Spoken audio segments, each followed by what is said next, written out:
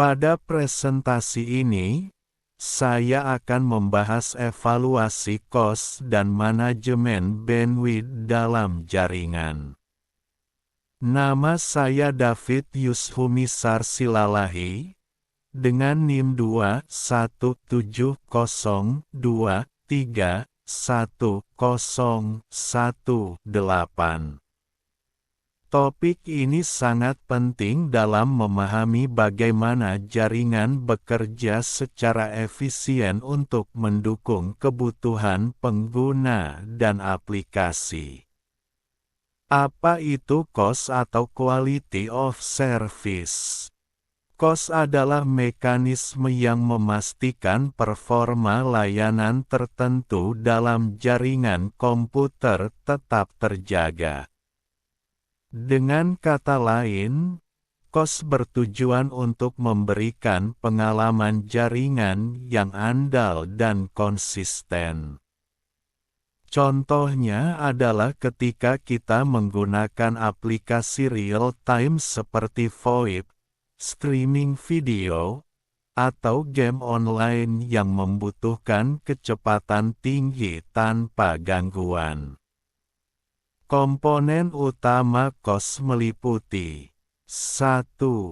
Prioritization, mengutamakan lalu lintas tertentu, misalnya panggilan suara atau konferensi video.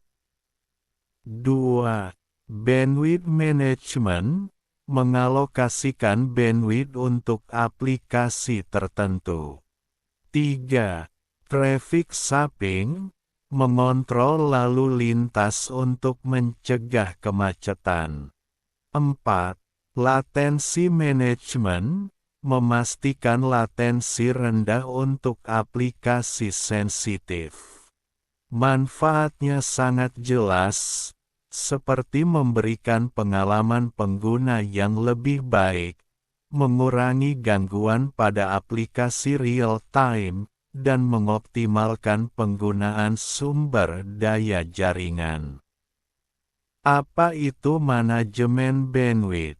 Ini adalah proses mengontrol bagaimana bandwidth dalam jaringan didistribusikan.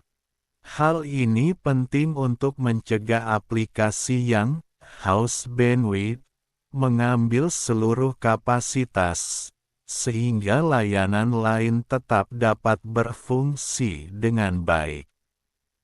Contohnya adalah 1. Memberikan bandwidth tinggi untuk server database perusahaan. 2.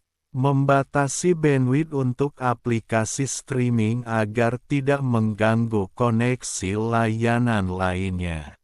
Manfaat dari manajemen bandwidth mencakup distribusi sumber daya yang adil, mencegah konsumsi berlebih, meningkatkan efisiensi operasional, dan mengurangi biaya dengan memaksimalkan sumber daya yang ada.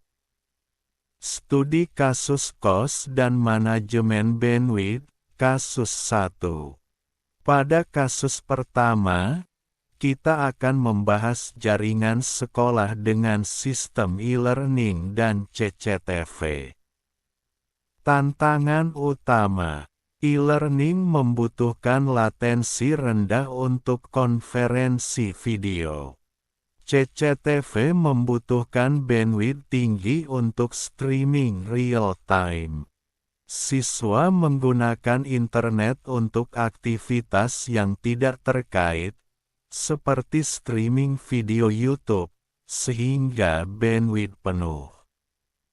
Solusi dengan cost, memberikan prioritas tinggi untuk e-learning, prioritas sedang untuk CCTV, dan menurunkan prioritas lalu lintas siswa. Solusi dengan manajemen bandwidth, mengalokasikan 50% bandwidth untuk e-learning dan membatasi bandwidth siswa hingga 10 megabit per detik. Studi kasus cost dan manajemen bandwidth, kasus 2. Pada kasus kedua, skenario adalah perusahaan dengan sistem VoIP dan aplikasi cloud.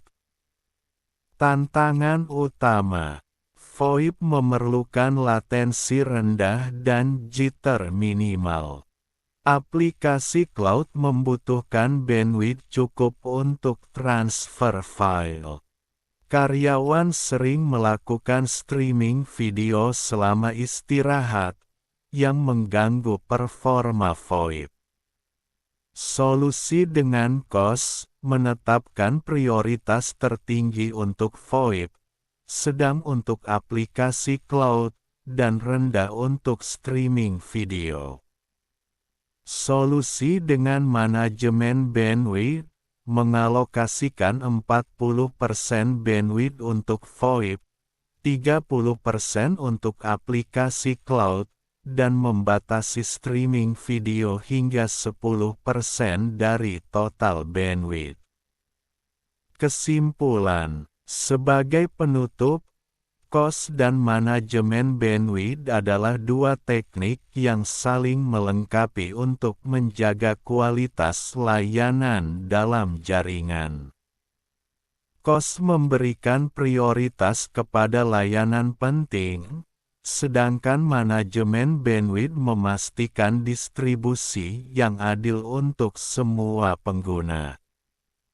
Implementasi yang baik dari kedua teknik ini membantu organisasi seperti sekolah, perusahaan, atau rumah sakit dalam mengoptimalkan jaringan mereka. Dengan COS dan manajemen bandwidth, kita dapat memastikan performa jaringan yang stabil dan efisien, sekaligus memberikan pengalaman pengguna yang lebih baik dan memanfaatkan sumber daya secara maksimal. Cukup sekian presentasi saya, terima kasih.